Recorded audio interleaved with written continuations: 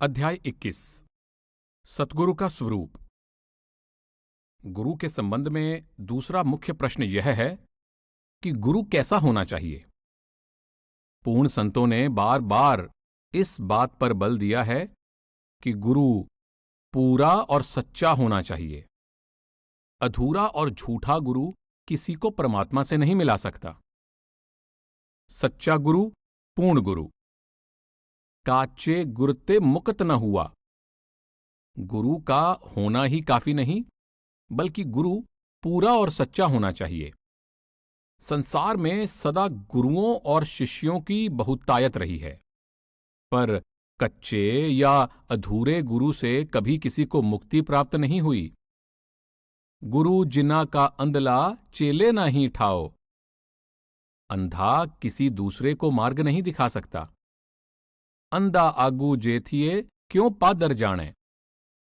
जो स्वयं मंझधार में है वह किसी अन्य को कैसे पार करा सकता है। अज्ञानी से ज्ञान कैसे मिल सकता है। जिसके अपने अंदर सत्य, संतोष, नम्रता, प्रेम, दया और नाम की कमाई के गुण नहीं जाग सके, उसके शिष्यों में ऐसे गुणों का विकास कैसे हो सकता है। अधूरा गुरु स्वयं तो डूबता ही है, अपने शिष्यों को भी साथ ही डुबो लेता है। आदि ग्रंथ में आया है, गुरु जिना का अंधला सिख भी अंधे कर्म करेन।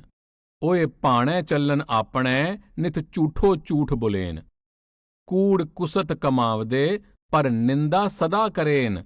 ओए आप डुबे पर निंदका सगले कुल डोबेन। कोई शिष्य अपने गुरु की पहुंच, गति या प्राप्ति से ऊपर नहीं जा सकता। गुरु के लिए आवश्यक है कि वह परमात्मा से अभेद हो चुका हो और शिष्य को परमात्मा से अभेद करने में समर्थ हो। अपनी आत्मा सतपुरुष से अभेद कर चुका पूर्ण पुरुष ही सच्चा गुरु है। केवल ऐसे संत सतगुरु की शरण द्वारा ही शिष्य भवसागर से पार हो सकते हैं। आदि ग्रंथ में वर्णन है, सतपुरख जिन जानिया सतगुरु तिसका नाओ। तिस कै संग सिख उदरै नानक हर गुण गाओ। कबीर साखी संग्रह में आया है, भाई रे कोई सतगुरु संत कहावे नैनन अलख लखावे। केवल ऐसा पूर्ण संत ही जीव को परमात्मा से अभेद कर सकता है जो परमात्मा से मिलकर स्वयं सहज अवस्था प्राप्त कर चुका हो और जिसे स्वयं परमात्मा द्वारा जीवों को अपने साथ मिलाप के परम सुख की दात बख्शने के लिए संसार में भेजा गया हो। आदि ग्रंथ में लिखा है, किन बिद मिलै गुसाई मेरे राम राये। कोई ऐसा संत सहज सुखदाता मोहे मार्ग दे बताए। परमात्मा गुरु है और गुरु परमात्मा का रूप है। संत महात्मा इस रहस्य को स्पष्ट कर देते हैं कि वह परमात्मा स्वयं मनुष्य का शरीर धारण करके जीवों के उद्धार के लिए संसार में आता है। गुरु नानक देव जी कहते हैं, एवड ऊंचा होवै कोय तिस ऊंचे को जाने सोए। वह परमात्मा सर्वशक्तिमान है। सर्वशक्तिमान दो नहीं हो सकते। यह आवश्यक है कि परमात्मा जीवों को अपने साथ मिलाने के लिए सतगुरु का रूप धारण करके संसार में आए। श्री दसम ग्रंथ में वर्णन है, आदि अंत एकै अवतारा सोई गुरु समझियो हमारा। एकै अवतारा अर्थात अनादिकाल से एक ही परमात्मा गुरु का रूप धारण करके संसार में आता रहता है। गुरु रामदास जी संकेत करते हैं कि मेरा सतगुरु उस सर्वव्यापक, अविनाशी और समर्थ परमात्मा का रूप है। वह जन्म मरण के बंधनों से ऊपर है। सतगुरु मेरा सदा सदा ना आवे ना जाए। ओ अविनाशी पुरख है सब में रहया समाये। हजरत ईसा कहते हैं, मैं पिता में समाया हुआ हूं और पिता मुझ में समाया हुआ है। केवल वही आकाश यानी धुरधाम में जा सकता है जो आकाश से उतरा हो। दूसरे शब्दों में, जो पिता से नहीं आया या पिता से अभेद नहीं है, वह कभी भी किसी को पिता से नहीं मिला सकता। पार ब्रह्म परमेसर अनूप, सफल मूरत गुर तिस का रूप। सतगुरु सर्वसमर्थ, सर्वव्यापक, सच्चा दाता और परमेश्वर का रूप है। आदि ग्रंथ में वर्णन है, गुर कर्ता गुर करणहार, गुरमुख सच्ची सोए। और गुर दाता समर्थ, गुर गुर सब में रहया समाए, गुर परमेसर पार ब्रह्म, गुर डुबदा लय तराए। यह काव्यमय वर्णन नहीं, हकीकत है, क्योंकि परमात्मा के बिना दूसरा कोई किसी को परमात्मा से नहीं मिला सकता। गुरु नानक साहिब संकेत करते हैं, अपना कारज आप सवारे, होरन कारज ना होई। गुरु अर्जुन देव जी संकेत करते हैं, जिनके जी तिन्ह ही फेरे, आपे पया सहाई। जिस परमात्मा ने अपनी रजा से अपने अंशों को अपने से अलग किया है, वह स्वयं ही दया करके उन्हें वापस अपने घर ले जाने के लिए गुरु के रूप में संसार में आता है। आदि ग्रंथ में आया है, अंधकूपते काडनहारा, प्रेम भगत होवत निस्तारा। साद रूप अपना तन तारया, महाअगनते आप उबारया। साईं बुल्ले शाह कहते हैं, मौला आदमी बन आया, ओ आया जग जगाया। स्वामी जी महाराज फरमाते हैं, संत रूप होए जग में आया, अपना भेद आप उन गाया। और राधा स्वामी धरा नर रूप जगत में, गुरु होए जीव चिताए। जिन जिन माना बचन समझ के, तिनको संग लगाए। आप सावधान करते हैं, गुरु को तुम मानुष मत जानो, वे हैं सतपुरुष की जान। दया मेहर से बचन सुनावें, वे हैं पूरन पुरुष अनाम। धरी देह मानुष की गुरु ने, ज्यों त्यों तेरा करें कल्याण। पानी में चीनी मिलाते जाएं तो ऐसी स्थिति आ जाती है कि वह देखने में पानी ही लगता है, पर उसमें चीनी के गुण समा जाते हैं। पावर हाउस से जुड़ी बिजली के तार को देखकर कोई उसमें काम कर रही शक्ति का अनुमान नहीं लगा सकता, पर उसके अंदर पावर हाउस से आ रही अथाह शक्ति समाई होती है। हर का सेवक सो हर जेहा, पेद ना जानो मानस देहा। बूंद समुद्र में समाकर समुद्र का ही रूप बन जाती है। इसी प्रकार परमात्मा से मिल चुका महात्मा परमात्मा का रूप होता है। उसमें और परमात्मा में कोई भेद नहीं होता। पूर्ण साधु शारीरिक तौर से साधारण मनुष्य जैसा प्रतीत होता है, पर आत्मा द्वारा प्रभु से अभेद होने के कारण वह प्रभु जैसे सभी गुणों से भरपूर होता है। आदि ग्रंथ में आता है, जो प्राणी निस्दिन पजै, रूप राम तिह जान। हर जन हर अंतर नहीं, नानक साची मान। फिर गुरु मह आप रखया करतारे, गुरुमुख कोट असंख उदारे। और संतन संग कबीरा बिगड़यो, सो कबीर रामै होए निबरयो। गुरु रविदास जी कहते हैं, संत तुजी तन संगत प्राण, सतगुरु ज्ञान जानै संत देवादेव। शब्द स्वरूपी गुरु। नाम यानी शब्द नामक अध्याय में विचार किया जा चुका है कि परमात्मा का निज रूप शब्द यानी नाम है। यह बात स्पष्ट हो चुकी है कि पूरा गुरु परमात्मा का रूप होता है, या फिर कहा जा सकता है कि वह परमात्मा ही गुरु का रूप धारण करके संसार में आता है। इसी भाव को संत महात्माओं ने इस प्रकार भी प्रकट किया है कि सच्चा गुरु केवल शब्द है और केवल शब्द स्वरूपी पूर्ण संत ही सच्चा गुरु कहला सकता है। सच्चा संत सीधा शब्द में से आता है या शब्द की कमाई करते हुए शब्द का रूप हो चुका है।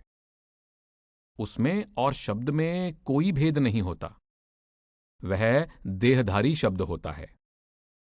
सतगुरु की देह द्वारा शब्द प्रत्यक्ष प्रकट होकर आत्मा को अंतर में शब्द से जोड़ने का काम करता है, क्योंकि जीव का वास्तविक गुरु शब्द यानी नाम है।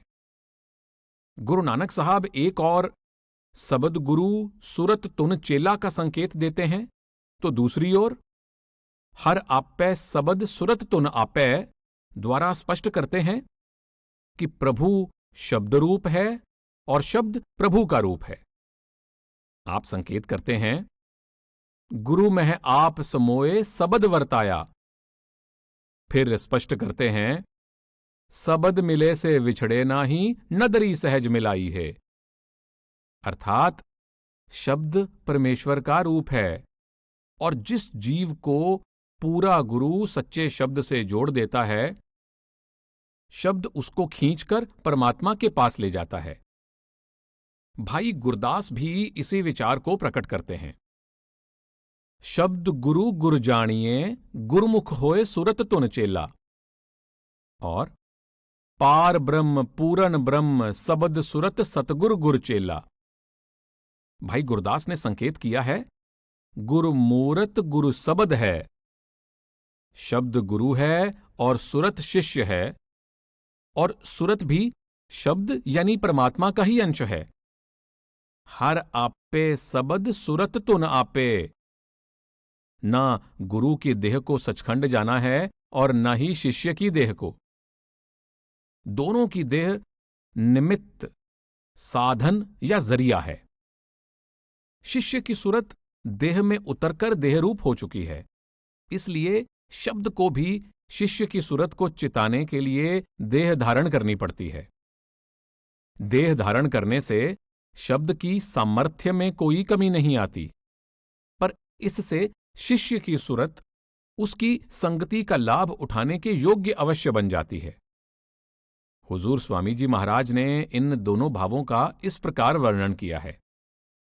सतगुरु शब्द स्वरूप हैं, रहें अर्श मंझार। तू भी सुरत स्वरूप है, रहो गुरु की लार। फिर शब्द सुरत दो धार समान, पुरुष अनामी के यह प्राण। और शब्द गुरु धुन गगन सुनाई, अमीधार धुर से चल आई। फिर शब्द गुरु नित सुनोरी, मिलबासन जार। स्वामी जी महाराज संकेत करते हैं कि सतगुरु शब्द रूप में सदा शिष्य के संग रहता है और शिष्य को शब्द की कमाई करते हुए शब्द का रूप हो जाना चाहिए। शब्द स्वरूपी संग हैं, कभी न होते दूर। धीरज रखियो चित्त में, दिखेगा सतनूर। और शब्द भेद तुम गुरु से पाओ, शब्द माही फिर जाए समाओ। गुरबानी कहती है, अकथ कथा विचारिये, जे सतगुरु माहे समाए। और नानक आप छोड़ गुरु माहे समावै। यह देह किसी देह में नहीं समा सकती, इसलिए शिष्य को अपनी सूरत पूरी तरह शब्द रूपी गुरु में लीन कर देनी चाहिए, ताकि वह शब्द के सहारे शब्द यानी परमात्मा का रूप बन जाए। सच्चा गुरु शब्द है, क्योंकि शब्द ही आत्मा की खंडों और ब्रह्मांडों में अगुवाई करता हुआ उसे सतलोक तक पहुंचाने का कार्य करता है। जब तक यह निराकार शब्द देहधारी शब्द यानी गुरु के रूप में प्रकट न हो, तब तक सूरत को अंतर में निराकार शब्द से जोड़ने का कार्य नहीं हो सकता तथा आत्मा शब्द की कमाई नहीं कर सकती। इसलिए पूर्ण संतों ने एक और यह रहस्य खोला है कि सच्चा गुरु शब्द है, तो दूसरी ओर इस बात पर बल दिया है कि शब्द स्वरूपी गुरु ही सच्चा गुरु हो सकता है। शब्द गुरु, वाणी गुरु। गुरु रामदास जी वाणी पद को शब्द यानी नाम के अर्थों में प्रयुक्त करते हुए कहते हैं, बाणी गुरु गुरु है बाणी, विच बाणी अमृत सारे। गुर बाणी कह सेवक जन मानै, परतख गुरु निस्तारे। ऊपर गुरु नानक देव जी के कथन में हम देख चुके हैं कि शब्द गुरु है और गुरु शब्द का रूप है। गुरु रामदास जी कह रहे हैं कि वाणी गुरु है और गुरु वाणी का रूप है। निस्संदेह गुरु साहिबान दो विरोधी विचार नहीं, बल्कि एक ही विचार का दो तरह से वर्णन कर रहे हैं। यह स्पष्ट है कि गुरु साहिबान ने नाम, शब्द और वाणी पदों का समानार्थक रूप में प्रयोग किया है और इन्हें परमात्मा का रूप माना है। गुरु साहिब फरमाते हैं, वाह वाह वाणी निरंकार है। सच्ची वाणी का कोई आकार नहीं है, वह निरंकार परमेश्वर का निज रूप है। वह वाणी यानी शब्द ही सच्चा गुरु है और गुरुमुख की हस्ती का सार वह शब्द यानी वाणी है। आदि ग्रंथ में लिखा है, भगत जना की उत्तम बाणी। फिर बाणी उचरै साध जन अमियो चलै चरणे। और हो आप हो बोल ना जानदा, मैं कहया सब हुक्माओ जियो। पूर्ण संत निराकार परमात्मा का ही प्रत्यक्ष रूप होते हैं। उनके वचन परमात्मा के ही वचन हैं। उनके उपदेश की कल्याणकारी वाणी धन्य है। यह वाणी परमार्थ का अखूट भंडार है। यह आत्मा को अनेक प्रकार की शंकाओं और भ्रमों के अंधकार से मुक्त करती है। यह आत्मा को परमात्मा की भक्ति के कच्चे और अधूरे साधनों के प्रति सावधान करके उसे प्रभु भक्ति के सच्चे और पूर्ण मार्ग की ओर प्रेरित करती है। इस वाणी में पूर्ण संतों का कोई निजी स्वार्थ नहीं होता। वे विशुद्ध परोपकार की भावना से इस कल्याणकारी वाणी की रचना करते हैं। आदि ग्रंथ में आया है, हर जन उत्तम उत्तम वाणी मुख बोले परोपकारे। इस वाणी को बार बार नमस्कार है, क्योंकि यही वाणी आंतरिक अनादि अगम वाणी का संदेश देती है। संतों ने बाहरी वाणी को 4 भागों में बांटा है, परा, पश्यंती, मध्यमा और बैखरी। गुरु अमरदास जी फरमाते हैं कि सच्चे नाम के ज्ञान के बिना चारों प्रकार की खानियां और चारों प्रकार की वाणियां हमें मन और माया के भ्रमों से नहीं निकाल सकती। तेरिया खाणी तेरिया बाणी, बिन नावे सब परम पुलाणी। डॉक्टर त्रिलोचन सिंह का मत है कि शब्द का सिद्धांत सिख धर्म का सबसे बुनियादी सिद्धांत है। कई बार अज्ञानतावश इस महान सिद्धांत के मनमाने अर्थ किए जाते हैं। पराविद्या, रहस्य और व्यवहारिक धर्म, इन तीनों की दृष्टि से इसके महत्वपूर्ण अर्थ हैं। जो शब्द इसके सब अर्थों के सबसे अधिक समीप है, उनमें यूनानी भाषा का पद लॉगोस और नियोप्लेटोनिस्ट्स का शब्द नाओस है। संस्कृत और पंजाबी में शब्द, वाक और वाणी, यूनानी में लॉगोस, लातीनी में वर्बम, हिब्रू में मैमरा, पंजाबी में अक्खर और कवाओ, सब एक ही सिद्धांत के गिर्द घूमते हैं। आप कहते हैं कि शून्य समाधि या निर्वाण की सबसे ऊंची रूहानी अवस्था में अनहद शब्द की जो ध्वनि सुनाई देती है तथा अनहद शब्द का जो दिव्य प्रकाश दिखाई देता है, वह वास्तव में परमात्मा का ध्वनि स्वरूप और ज्योति स्वरूप में प्रकट होना है। आदि ग्रंथ में लिखा है, हर किया कथा कहानियां गुरमीत सुनाया। बाहरी वाणी प्रियतम का समाचार सुनाती है, जबकि आंतरिक अनहद वाणी स्वयं प्रियतम का रूप है। वाह वाह वाणी निरंकार है, तिस जेवड अवर न कोय। वह वाणी शब्द, नाम, ब्रह्म या अकाल पुरुष है। आदि ग्रंथ में लिखा है, गुरमुख बाणी ब्रह्म है, सबद मिलावा होए। नानक नाम समाल तू, जित सेविये सुख होए। और तू आप सच्चा, तेरी बाणी सच्ची, आपे अलख अथाहा है।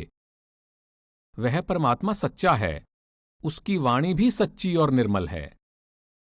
निर्मल निर्मल निर्मल तेरी बाणी, कट कट सुनी श्रवण बखयाणी।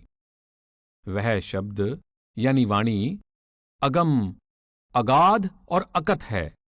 वह वाणी घट घट में रमी हुई है। जिसकी बाणी तिस माहे समाणी, तेरी अकथ कथा गुर सबद वखाणी। वह वाणी अमृत का रूप है। जो कोई उस वाणी का अमृत पीता है अमर हो जाता है। आदि ग्रंथ में आया है, अमृत सबद अमृत हर बाणी, सतगुरु सेविये हृदय समाणी। और गुरमुख बाणी अकड़ कड़ावै। वह वाणी अघड़ है। वह वाणी किसी संत महात्मा की, किसी भाषा की छंदमयी रचना नहीं। अंतर बाहर तेरी बाणी, तुध आप कथी तै आप वखाणी। वह वाणी परमात्मा की रचना है।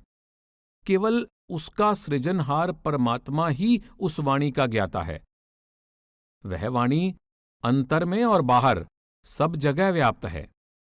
वह परमात्मा वाणी के रूप में सब में रमा हुआ है। आदि ग्रंथ में वर्णन है, करतूत सत सत जाकी बाणी, सतपुरख सब माहे समाणी। इस वाणी के लिए दो विशेषण अनहद और अनहत प्रयोग किए गए हैं। संसार की प्रत्येक वाणी समय और स्थान की सीमा में है, पर परमात्मा की सच्ची वाणी परमात्मा की तरह असीम है, इसलिए इसे अनहद कहा गया है। अनहत के अर्थ हैं जिसे हत ना किया जा सके, जिसे रोका ना जा सके और जो बिना रगड़ या स्पर्श के पैदा हो। परमात्मा रूपी परम तत्व में से शक्ति रूप होकर बह रही उस वाणी की धारा अनहत है। उसका प्रवाह अखंड, निरंतर और सर्वव्यापक है। संसार की कोई शक्ति इसके प्रवाह को रोक नहीं सकती। यह बिना बजाए बज रही है। यह परमात्मा की भांति स्वयं प्रकाशित है। उस अनंत, अगाध, अगम वाणी की आश्चर्यमय ध्वनि हर पल परमात्मा के दरबार में गूंज रही है। परमात्मा के दरबार की वास्तविक निशानी ही यह है कि वहां अनहत वाणी का अमर अनादि संगीत निरंतर जारी है। आदि ग्रंथ में वर्णन है, देव सथाने क्या निशानी, तह बाजे सबद अनाहद बाणी। और अनहत बाणी थान निराला, ताकि तुन मोहे गोपाला। और कट अंतरे साची बाणी, साचो आप पछाणे राम। फिर हृदय नाम विचों आप गवाए, अनहद बाणी सबद वजाए। अनहद शब्द यानी अनहद वाणी हर एक के अंतर में है, पर वह गुप्त है। गुप्ती बाणी प्रगट होए, नानक परख लय सच सोए। परमात्मा रूपी वह गुप्ती बाणी समाधि की अवस्था में अंदर प्रकट होती है। परमात्मा की कृपा, गुरुमुखों की सहायता और सुरत यानी लिव को ध्यान द्वारा अंतर में एकाग्र अवस्था में लाकर ही उस वाणी से मिलाप हो सकता है। आदि ग्रंथ में आया है, अमृत बाणी तत्व खाणी, ज्ञान त्यान विच आई, गुरमुख आखी गुरमुख जाति, सुरती करम ते आई। गुरुमुखों की सहायता से संसार और शरीर के 9 द्वारों में फैले हुए मन को उल्टाकर आंखों के पीछे लाने पर अंतर में उस अनहद वाणी का नाद सुनाई देने लगता है। वह वाणी अंतर में सुषुम्ना में समाई हुई है, इसलिए मन को अंदर आंखों के पीछे सुषुम्ना में एकाग्र और स्थिर करने से ही यह वाणी अनुभव में आती है। आदि ग्रंथ में फरमाया गया है, गुरमुख मनुआ उलट परावै, गुरमुख बाणी नाद वजावै। फिर पूरे गुर की साची बाणी, सुखमन अंतर सहज समाणी। वह वाणी इस स्थूल जगत की कोई इंद्रिय गोचर वस्तु नहीं है। वह सूक्ष्म और दिव्य है। जब तक हमारा ध्यान बाहर फैला हुआ है, उस वाणी का ज्ञान नहीं हो सकता। जब सतगुरु की कृपा से हम ध्यान को अंतर में 10वें द्वार में खड़ा करेंगे, तो सुरत अपने आप अनहद वाणी की सहज धुन से जुड़ जाएगी। सतलोक से आ रही उस अमृत से भरी सहज धुन को पकड़कर आत्मा भी सहज अवस्था में पहुंच जाती है। आदि ग्रंथ में वर्णन है, अमृत रस सतगुरु चुआया, 10वें द्वार प्रकट होए आया, तह अनहद सबद वजैतुन बाणी, सहजे सहज समाई है। जब 9 द्वारों द्वारा बाहर भटकते मन को हम आंखों के पीछे 10वें द्वार में स्थिर कर लेंगे तो अंतर में अनहद वाणी की धुन का प्रवाह जारी हो जाएगा। उस धुन से लिव जोड़ने से जीव सहज ही सच्ची प्रभु भक्ति में लीन हो जाता है तथा मुक्ति के द्वार पर पहुंच जाता है और जन्म मरण के बंधनों से सदा के लिए आजाद हो जाता है। आदि ग्रंथ में लिखा है, तन मन खोजे ता नाउ पाए, तावत राखै ठाक रहाए, गुर की बाणी अनदिन गावै, सहजे भगति करावणिया। इस काया अंदर वसत असंखां, गुरमुख साच मिलै ता वेखां, 9 दरवाजे 10वें मुक्ता, अनहद सबद वजावणिया।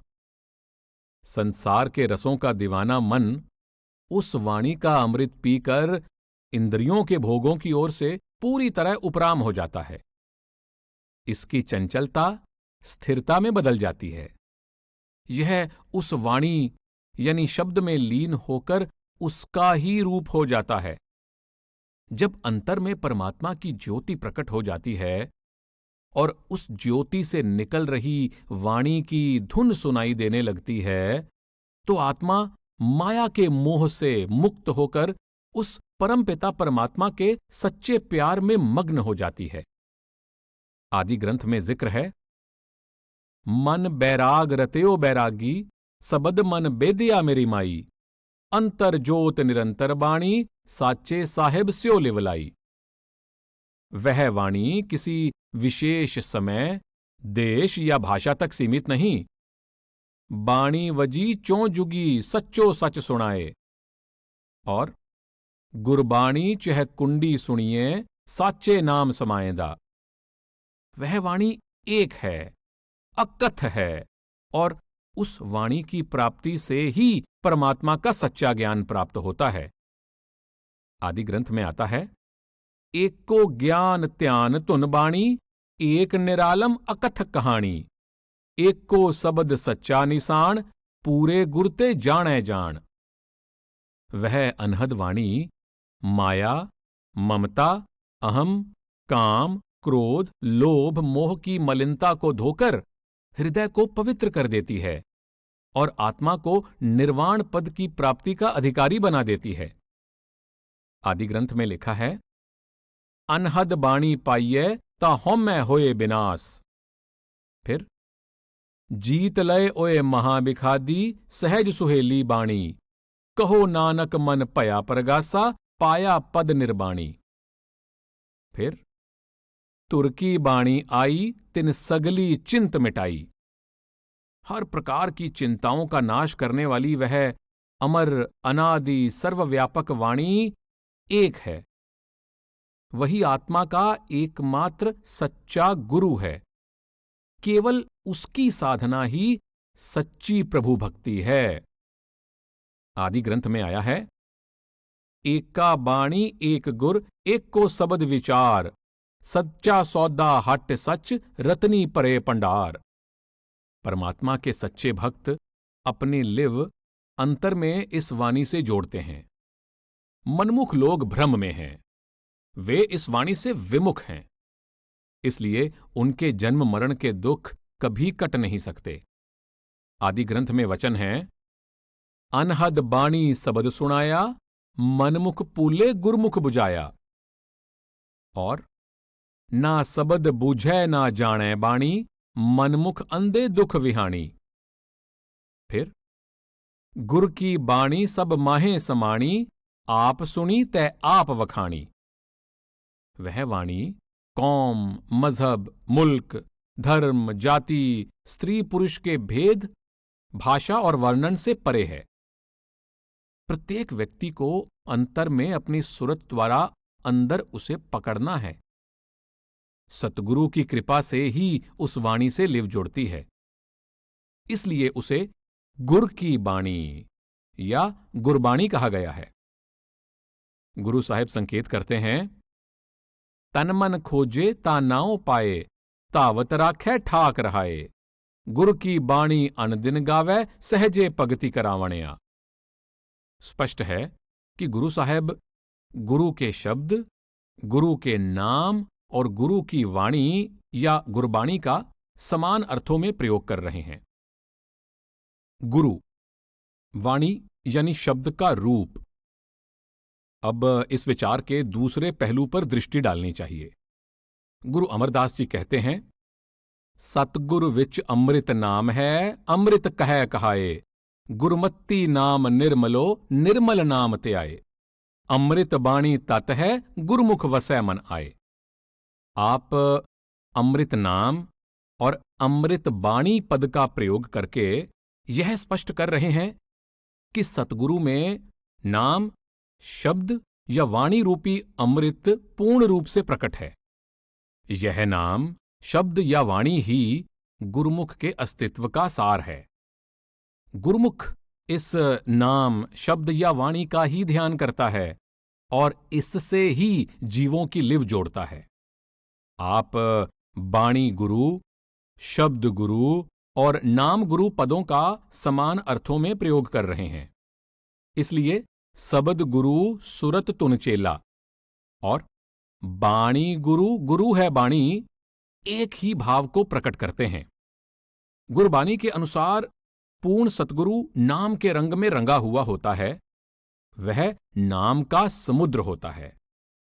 पूर्ण संत हरि का ही रूप होते हैं, क्योंकि उनके अंदर हरि का नाम प्रकट होता है और परमात्मा ने स्वयं उसके अंदर नाम का भंडार रखा है और वही आत्मा को नाम रूपी अमूल्य रत्न की दात बख्श सकता है। आदि ग्रंथ में आया है, 1 नाम रता सतगुर है, कल युग बोहित होए। 2 सतगुर सागर गुण नाम का, मैं तिस देखण का चाओ। 3 हर का संत, हर की हर मूरत, जिस हृदय हर नाम मुरार। 4 साधु साध साध जननी के, जिन अंतर नाम तरी जय। 5 सतगुर साहो पंडार नाम, जिस एह रतन तिसै ते पायणा। सतगुरु देहधारी शब्द होता है। वह शब्द का रूप होता है और शब्द की तरह ही अनंत, अथाह और अगाध होता है। कबीर साहब फरमाते हैं, सब तत्तनमा संत बड़े हैं, शब्द रूप जिन देहियां। अखरावली में लिखा है, शब्द स्वरूप सतगुरु हैं, जाका आदि न अंत। संत महात्मा पूर्ण सतगुरु की सबसे बड़ी पहचान यह बताते हैं कि वह स्वयं शब्द के प्रेमी, शब्द के रसिया और शब्द के रंग में रंगे होते हैं। वे शिष्यों की आत्मा को भी शब्द का अमृत पिलाते हैं। गुरु अर्जुन देव जी सतगुरु की महिमा करते हुए कहते हैं, आप जपै अवरै नाम जपावै। कबीर साहब कहते हैं, साधो सो सतगुरु मोहे भावै, सत्य नाम का भर भर प्याला, आप पिवै मोहे प्यावै। संत पलटू साहब फरमाते हैं, हरिजन हरि हैं एक, सबद के सार में, जो चाहें सो करें संत दरबार में। हुजूर स्वामी जी महाराज फरमाते हैं, गुरु सोई जो शब्द सनेही, शब्द बिना दूसर नहीं सेई। शब्द कमावे सो गुरु पूरा, उन चरणन की हो जा धूरा। और पहचान करो मत कोई, लक्ष्य अलक्ष्य ना देखो सोई। शब्द भेद लेकर तुम उनसे, शब्द कमाओ तुम तन मन से। आपने सावधान किया है, शब्द मार्गी गुरु न होवे, तो झूठी गुरुवाई लेवे। गुरु सोई जो शब्द सनेही, शब्द बिना दूसर नहीं सोई। और शब्द स्वरूपी शब्द अभ्यासी, अस गुरु मिले तो पार हुआ। शब्द सुरत बिन जो गुरु होई, ताको छोड़ो पाप कटा। संत के लिए शब्द स्वरूपी, शब्द का अभ्यासी होने का सिद्धांत भारत में ही नहीं बल्कि विदेशी धर्मों में भी प्रचलित रहा है। चीन के प्राचीन टाओवादी ग्रंथों में टाओ यानी शब्द या नाम को हर प्रकार के सच्चे धर्म, सच्चे सदाचार और सच्ची रूहानियत का सार माना गया है। और संत महात्मा की सबसे बड़ी विशेषता यह मानी गई है कि वह अपने लिए टाओ यानी शब्द या नाम का भंडार जोड़ता है। आश्चर्य की बात यह है कि जितना अधिक वह टाओ शब्द या नाम को बांटता है, उतना अधिक उसका भंडार भरता है। यहां भी वही भाव प्रकट हो रहा है कि पूर्ण संत शब्द स्वरूपी, शब्द मार्गी और शब्द का दाता होता है। बाइबल में एक और शब्द को सृष्टि का कर्ता कहा गया है और दूसरी ओर हजरत ईसा को ऐसा देहधारी शब्द कहा गया है जो मनुष्य बनकर संसार में आया। वह परमात्मा के नूर, दया और सत्य से परिपूर्ण था। आश्चर्य की बात यह है कि वह शब्द रूप में जगत और जगत के जीवों का कर्ता था, पर जब वह यानी शब्द देह धारण करके आया और इस मायामय अंधकार में चमका, तो उसके अपने अंशों यानी जीवों ने और उसकी अपनी रची हुई सृष्टि ने उसे ना पहचाना। जिन्होंने उसे पहचान लिया और उसके नाम यानी शब्द में विश्वास किया, उसने उन्हें साधारण मनुष्यों से परमात्मा के सच्चे पुत्र और अमर जीवन का अधिकारी बना दिया। इसके अतिरिक्त हजरत ईसा ने यह हुक्म दिया है कि परमात्मा को केवल एक ही भक्ति, शब्द की कमाई प्रिय है। वह अन्य कोई भक्ति स्वीकार नहीं करता। बाकी सब पापों की क्षमा मिल सकती है, पर शब्द यानी नाम को भुलाने के पाप की क्षमा कभी नहीं मिल सकती। आप कहते हैं, मेरा वास्तविक शिष्य वह है जो मेरे शब्द में चलता है। इससे स्पष्ट होता है कि हजरत ईसा ने भी साक्षी दी है कि पूर्ण संत शब्द स्वरूपी और शब्द मार्गी होते हैं। मौलाना रूम ने संकेत किया है कि हजरत मोहम्मद साहब शब्द यानी कलमे के अभ्यासी थे। आप कहते हैं, हजरत मोहम्मद ने फरमाया है कि मुझे अपने अंदर परमात्मा की आवाज साफ सुनाई देती है। परमात्मा ने तुम्हारे कानों पर मोहरें लगाई हुई हैं, इसलिए तुम उस आवाज को सुन नहीं सकते। मौलाना शेख मोहम्मद अकरम साबरी ने अपनी पुस्तक इक्तबास अल अनवार के पृष्ठ 36 और 106 पर साक्षी दी है कि हजरत मोहम्मद ने वर्षों तक गारे हुरा यानी एक गुफा में आवाज़े मुस्तकीम यानी सीधी आवाज अर्थात कलमा या शब्द का, जिसे सुल्ताने अलाफा या सुल्तानुल अज़गार भी कहते हैं, अभ्यास किया। इसी पुस्तक के पृष्ठ 106 पर कादरी सूफी संप्रदाय के संस्थापक हजरत अब्दुल कादिर जिलानी द्वारा भी इसी गुफा में सुल्तानुल अज़गार अर्थात शब्द या कलमे का अभ्यास किए जाने का उल्लेख मिलता है। अरब के प्रसिद्ध सूफी इब्नुल अरबी के उपदेशानुसार सब पैगंबरों और संतों की आंतरिक असलियत कलमा यानी शब्द है और वे सभी कलमे का ही रूप हैं। आप इसे ही अल इंसानुल कामिल यानी पूर्ण पुरुष, अल रूहुल आजम यानी महान आत्मा, अल हकीकुतुल मोहम्मदिया यानी मोहम्मद का तत्व, हकीकुतुल हकायक यानी तत्वों का तत्व, अल रूह यानी आत्मा कहते हैं और इन सब शब्दों को परमात्मा के समानार्थक बताते हैं। इस प्रकार आप इस भाव को प्रकट करते हैं कि परमात्मा, संत या वली और कलमा यानी शब्द मूल रूप में एक हैं। आपने यह भी स्पष्ट किया है कि कलाम यानी शब्द ही वह परम तत्व है जो मोहम्मद साहिब सहित सबको ईश्वरीय ज्ञान देता है।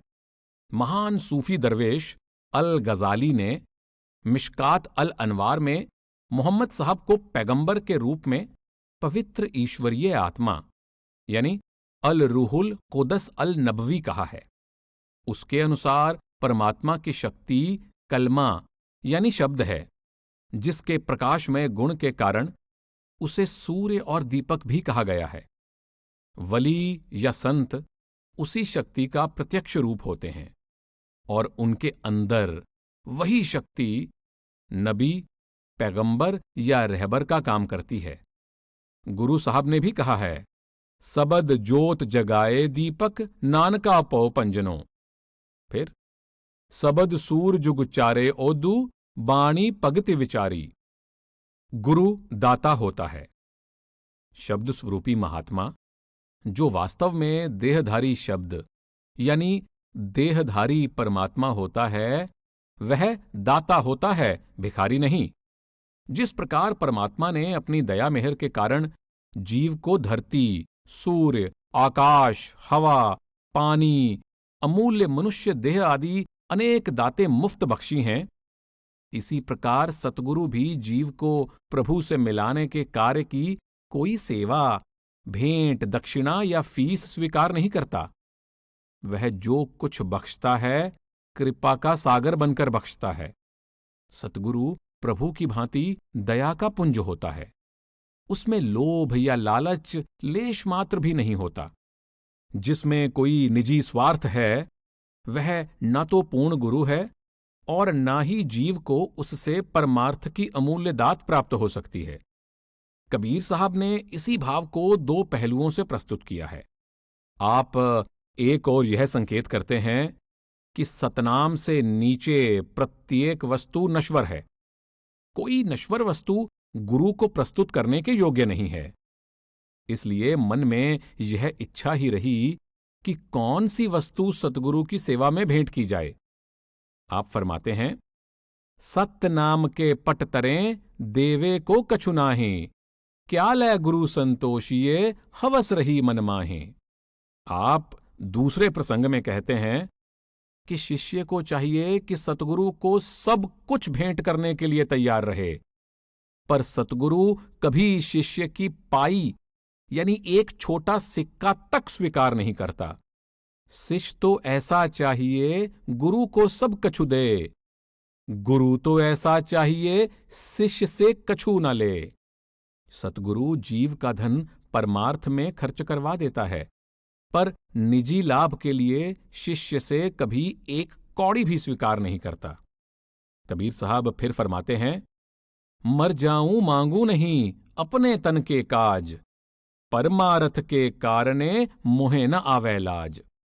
गुरु नानक देव जी सावधान करते हैं, गुर पीर सदाए मंगण जाए, ताकै मूल न लगिए पाए, काल खाए किच हथों दे, नानक रा पछाणे से।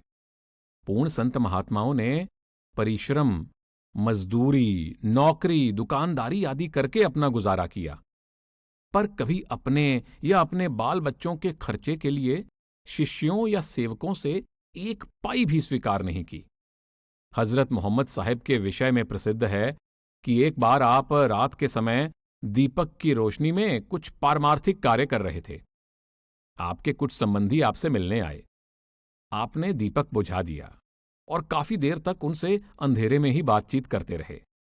दीपक बुझाए जाने का कारण पूछे जाने पर आपने फरमाया कि इस दीपक में उम्मत अर्थात संगत के धन से खरीदा हुआ तेल जल रहा था और मैं उस तेल का अपने निजी कार्य के लिए प्रयोग नहीं कर सकता। बाबा फरीद के विषय में जिक्र आता है कि एक बार उनके सेवकों ने नमक उधार लेकर सब्जी में डाल दिया। आपने उस भोजन को खाने से इनकार कर दिया क्योंकि उसमें किसी दूसरे की कमाई का अंश शामिल था।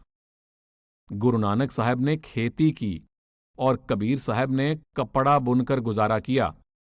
संत नामदेव जी कपड़े की छपाई से गुजारा करते रहे।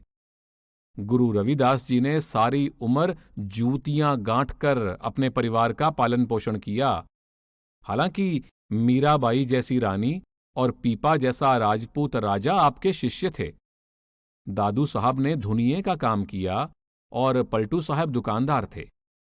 वर्तमान काल में हुजूर स्वामी जी महाराज पहले नौकरी करते थे और बाद में परिवार की जायदाद पर गुजर करते रहे। बाबा जयमल सिंह जी महाराज ने पहले सेना की नौकरी से और बाद में पेंशन पर गुजारा किया।